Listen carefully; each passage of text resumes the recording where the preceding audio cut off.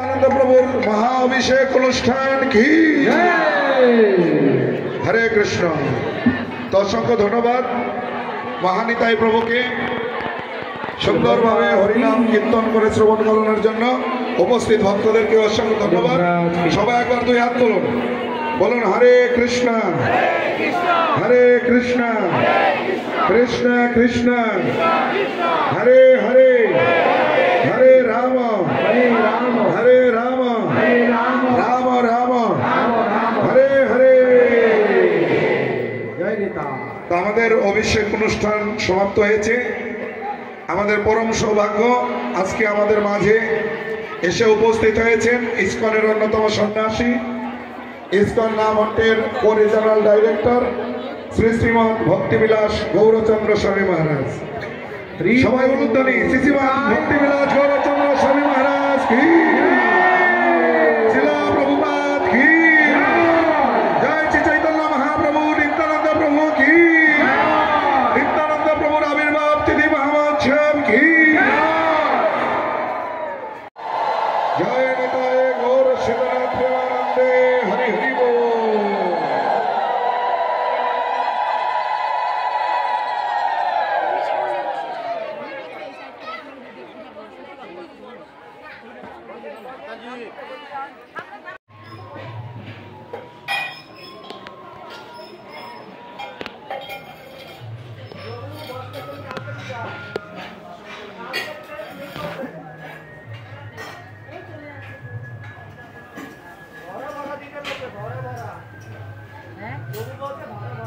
ভরা ভরা দু তিনটাও করে দিচ্ছি।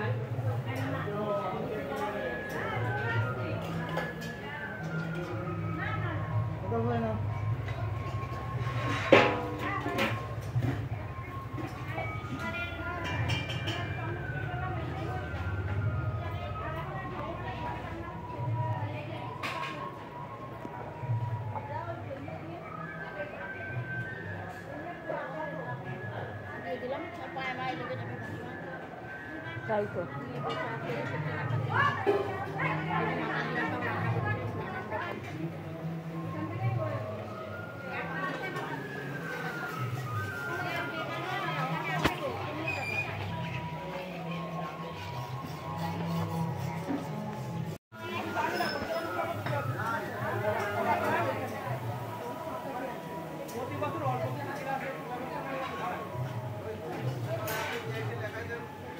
এত কিছু করে আর অল্প কিছুর জন্য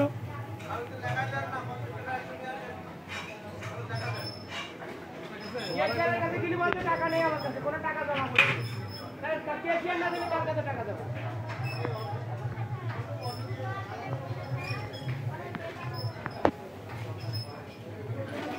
নন্দন নিত্যানন্দ রাম নিত্যানন্দ রাম पद्मावती नित्यानंद राम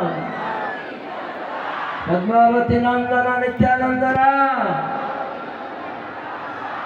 जय सचिनंदन गौर हरि जय सचिनंदन गौर हरि एक चक्र चंद्र नित्यानंद चंद्र एक चक्र चंद्र नित्यानंद चंद्र नवदीप चंद्र गौरचंद्र नवदीप चंद्र गौरचंद्र हरि बोल। आज जे समस्त भक्तमंडली मातृमंडली पितृमंडली भाई बोन उपस्थित হয়েছেন, तो आमी सर्वप्रथमे आंतर्जातिक कृष्ण भावनामृत संघ तथा इस्कन प्रधान कार्यालय श्री मायापुर चंद्रोदय मंदिर पक्ष থেকে আপনাদের সকলকে অসংখ্য ধন্যবাদ জ্ঞাপন করছি। তো ভগবত কথা শ্রবণের প্রারম্ভে আমি আমার পরমারাধ্য গুরুদেব ইস্কন প্রতিষ্ঠাতা আচার্য কৃষ্ণ কৃপা শ্রীমূর্তি শিল অভয়চরণারবিন্দ ভক্তিবেদান্ত স্বামী প্রভুপাদের অন্যতম কৃপাধন্য ইস্কনের অন্যতম গুরু ইস্কন নাম হটের বিশ্ব প্রচারক মন্ত্রী এবং ইস্কনের অন্যতম গভর্নিং বডি কমিশনার জিবিসি ওম বিষ্ণুপাদ অষ্টদশত শ্রী শ্রীমৎ জয় পতাকা স্বামী শিলা গুরুদেবের পাদপদ্মে দণ্ডবত প্রণতি নিবেদন করে তার অহেতুকি কৃপা ও আশীর্বাদ প্রার্থনা করছি এবং আমার পরমারাধ্য পরম গুরু পাদপদ্ম ইস্কন প্রতিষ্ঠাতা আচার্য কৃষ্ণ কৃপা শ্রীমূর্তি শিলা অভয় চরণারবিন্দ ভক্তিবেদান্ত স্বামী প্রভুপাদের শ্রী পাদপদ্মে দণ্ডবত প্রণতি নিবেদন করে তার অহেতুকি কৃপা ও আশীর্বাদ প্রার্থনা করছি এবং উপস্থিত সমস্ত সজ্জন ভক্তমণ্ডলী মাতৃমণ্ডলী পিতৃমণ্ডলী ভাই ও বোন আপনাদের সকলের চরণে প্রণাম নিবেদন করে আপনাদের অহেতুকি আশীর্বাদ প্রার্থনা করছি। নীরবতা রাখার জন্য অনুরোধ করব। কথা আছে অনেকটা, সবাই বলুন হরে কৃষ্ণ। এরকম সাইলেন্ট থাকতে হবে। এই বাচ্চারা এখানে কথা বলছে, দয়া করে আপনাদের চরণে। মন্বন্তরে ব্রহ্মার 12 ঘন্টা হয়, এভাবে দিন রাত মিলে 24 ঘন্টা একদিন। সেরকম একদিনে স্বয়ং ভগবান কৃষ্ণ দ্বাপর যুগের শেষে তিনি আসেন নন্দনন্দন যশোদানন্দন রূপে। সেই কৃষ্ণ যে দ্বাপর যুগের শেষে কলিযুগ হয়, কেন সমস্ত দ্বাপর যুগের শেষে কলিযুগ হয় না, সত্য দ্বাপর ত্রেতয়া কলি এইভাবে হয়। সত্য পরে দ্বাপর হয়, দ্বাপর মানে 2, ত্রেতয়া মানে 3, তারপরে কলি, এটি গণনা হয়। কিন্তু ভগবান আছেন অঘটন ঘটন পটয়সী, তিনি তার কৃপা বিতরণ করতে স্বয়ং যা আগে অর্পণ করেন না অন্যান্য অবতার ইত্যাদিতে, তো এরকম একটি তিনি অবতার গ্রহণ করেন যিনি স্বয়ং, যেহেতু যুগ কলিযুগ আসে তাই যুগাবতারের কাজটাও তিনি স্বয়ং অবতারী রূপে সেটি করে দেন। কিন্তু তিনি এই যুগে, এই বিশেষ কলিযুগে কৃষ্ণ নাম সাথে প্রেম নিয়ে এসেছেন। অন্যান্য যুগে ভগবানের নাম করে মানুষ মুক্ত হতো, মুক্তি লাভ করত, কিন্তু এই বিশেষ কলিযুগে ভগবানের নাম করলে প্রেম পাওয়া যাবে। এই জন্য মহাপ্রভু এসেছেন 4টি ভাব, 4 প্রকার ভাব ভক্তি প্রদান করে তিনি জগৎকে নৃত্য করাবেন, নিজে আচরণ করে। দাস্য সখ্য বাৎসল্য মধুর, এই 4ই ভাব ভক্তি দিয়া নাচামু ত্রিভুবন। এই 4টি ভাব ভক্তি অন্যান্য স্বরূপে ভগবান দেন না। অন্যান্য স্বরূপে ভগবান আসেন রাম আদি অবতারে, ক্রোধে নানা অস্ত্র ধরে অসুরের করিল সংহার। কিন্তু এবে অস্ত্র না ধরিল, প্রাণে কারে না মারিল, চিত্ত শুদ্ধি করিল সবা। এই স্বরূপে বিশেষ এই কলিযুগে ভগবান এসেছেন ভক্তভাব অঙ্গীকার করে। নিতাই গৌর, বলো নিতাই গৌরাঙ্গ, নিতাই গৌরাঙ্গ, নিতাই গৌরাঙ্গ। নিতাই গৌরাঙ্গ এসেছেন আমাদের হৃদয়ের পবিত্রতা করার জন্য, হৃদয়ের আয়নাকে পবিত্র করতে। অতি সহজে তারা এসেছেন প্রেম দান করতে, সেজন্য অতি সহজ উপায় হরে কৃষ্ণ কৃষ্ণ কৃষ্ণ হরে হরে, হরে রাম রাম রাম হরে হরে, এই মন্ত্র প্রচার করতে এবং তার মধ্যে প্রেমকে নিহিত করে দিয়েছে। এই জন্য আমরা খুব ভাগ্যবান। সেজন্য এই যে বিশেষ কলিযুগে আমরা এখানে এসেছি, কত সৌভাগ্য। তো এই মনুষ্য দেহের সদ্ব্যবহার করা আমাদের প্রয়োজন। এই জন্য এখানে সেই কৃষ্ণ সর্ব অবতারী, সেই জন্য অমৃতচন্দ্র দাস ঠাকুর গেয়েছেন সর্ব অবতার সার শিরোমণি। সর্ব অবতারের সার শিরোমণি নিতাই গৌরচন্দ্র।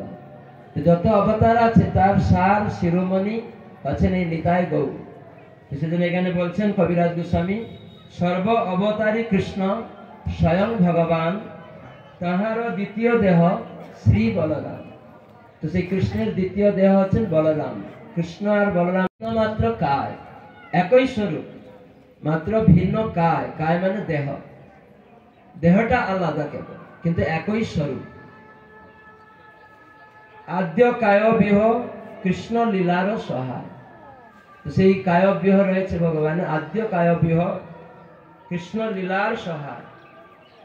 সেই কৃষ্ণ নবদ্বীপে শ্রী চৈতন্য চন্দ্র, সেই বলরাম সঙ্গে শ্রী নিত্যানন্দ। তো এখানে সেই কৃষ্ণ নবদ্বীপে আসছেন কিভাবে? নবদ্বীপে কিভাবে আসছেন? গৌরচন্দ্র, সবাই বলুন গৌরচন্দ্র। নবদ্বীপে সেই কৃষ্ণ গৌরচন্দ্র, সবাই জুড়ে বলুন গৌরচন্দ্র, গৌরচন্দ্র, নিত্যানন্দ চন্দ্র। তার সঙ্গে এই জন্য বলছেন সেই বলরাম সঙ্গে নিত্যানন্দ চন্দ্র, সেই বলরাম নিত্যানন্দ চন্দ্র, নিত্যানন্দ চন্দ্র, নিত্যানন্দ চন্দ্র। এইভাবে নিতাই গৌর। আমরা অত্যন্ত ভাগ্যবান যে এইরকম ভাবে নিত্যানন্দ প্রভু বলরাম তারা ভক্তভাব অঙ্গীকার করে এসেছেন আচরণ করে শিখাতে।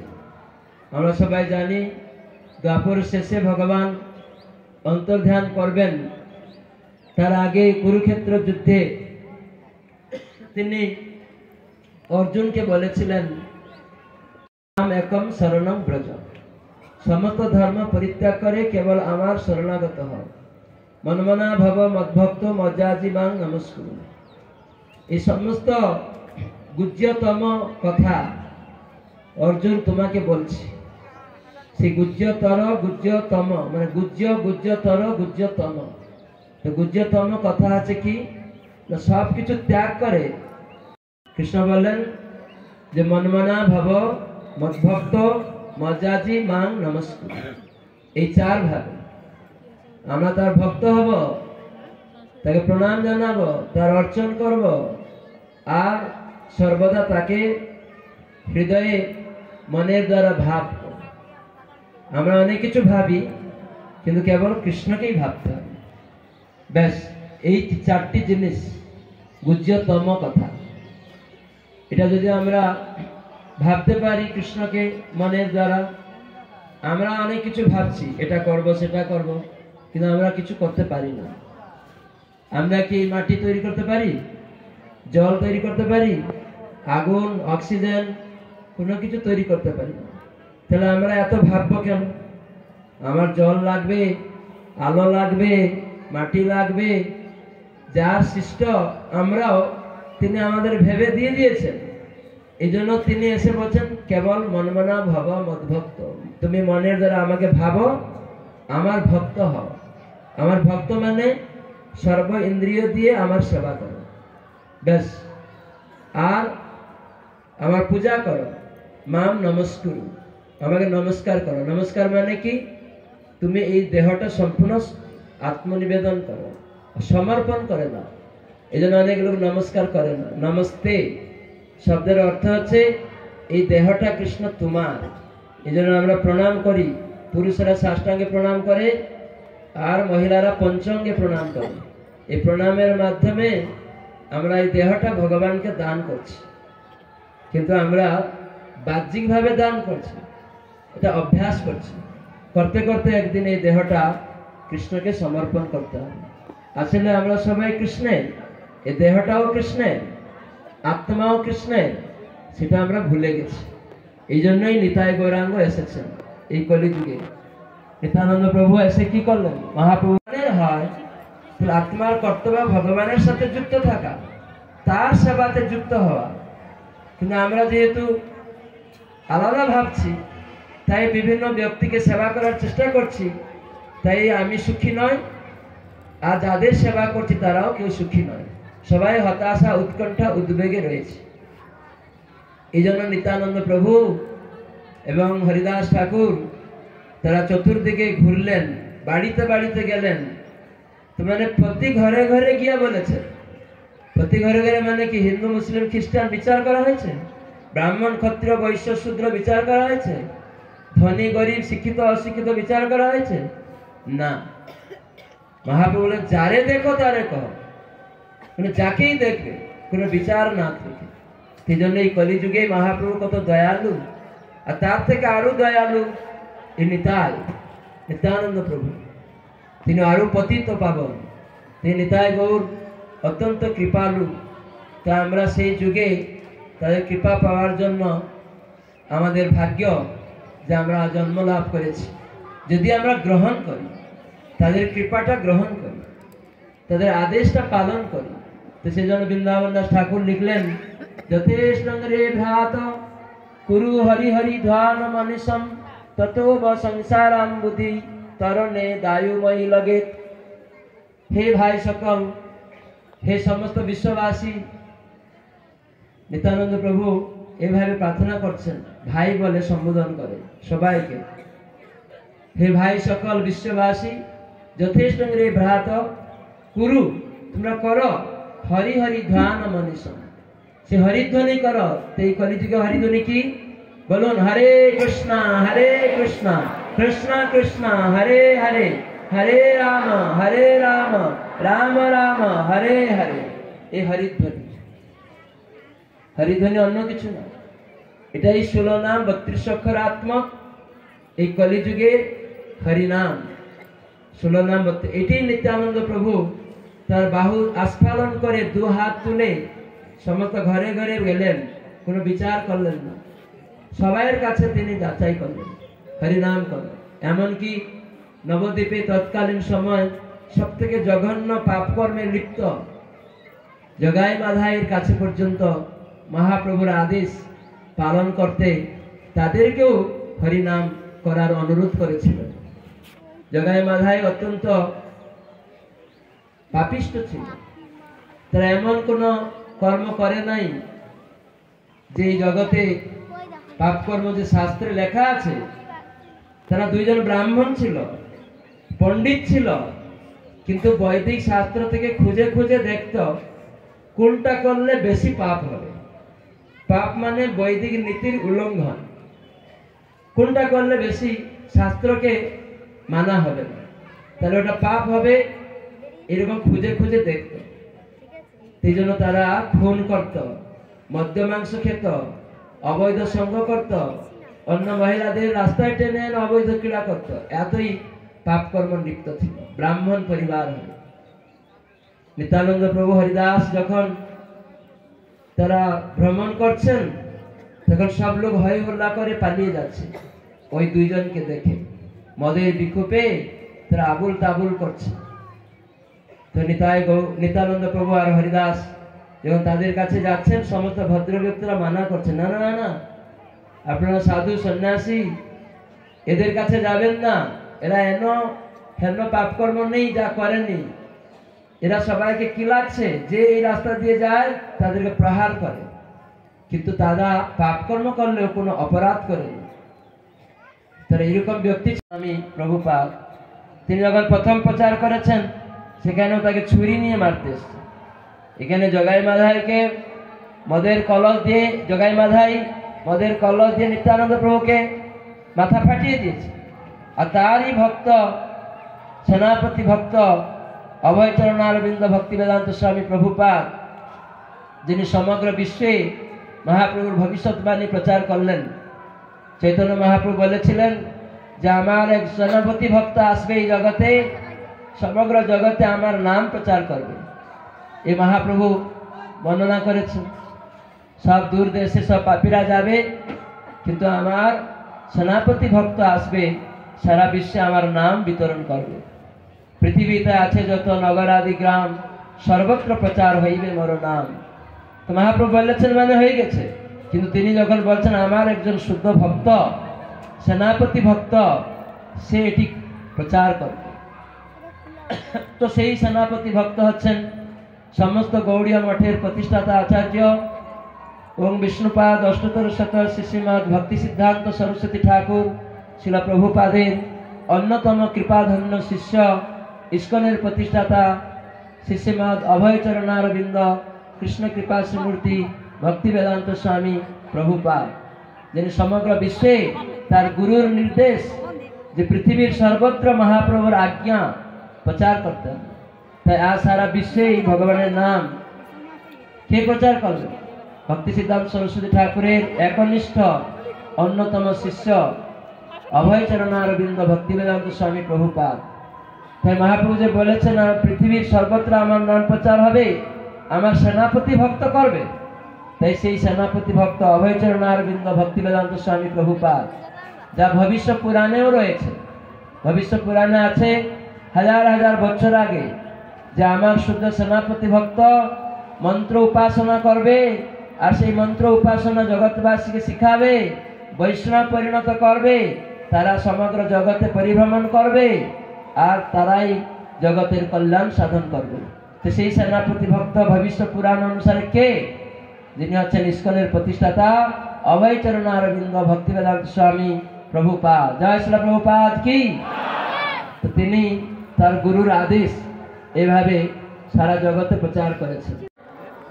প্রকৃত ছেলে আত্মা, তাহলে কন্দন করছেন আর ছেলে চলে গেল। যে ছেলেটা আপনার কাছে ছিল, যাকে তাকে ডাকছিলেন, খাওয়াচ্ছিলেন, সেই ছেলেটা আপনার সামনেই রয়েছে, সেই পালঙ্কে তো শুয়ে আছে, ক্রন্দন করছেন কেন? ছেলে চলে গেল, ছেলে চলে গেল। তো মানে এটাকে বলে মায়া, যা নয় সেটার প্রতি আসক্তি। এই ধন সম্পদ, টাকা পয়সা, ঘর বাড়ি সবকিছু ভগবানের সম্পত্তি। এসব বলরামের সব প্রকাশ।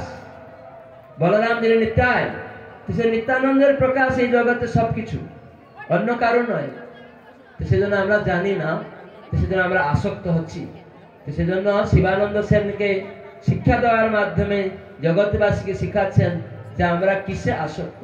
এই জন্য ভগবান অনেক সময় দেখবেন কেউ সদ্গুরু আশ্রয় নিল, তার টাকা পয়সা চলে যায়, ঘর বাড়ি চলে গেল, ব্যবসা ডাউন হয়ে গেল, সব চলে যাচ্ছে।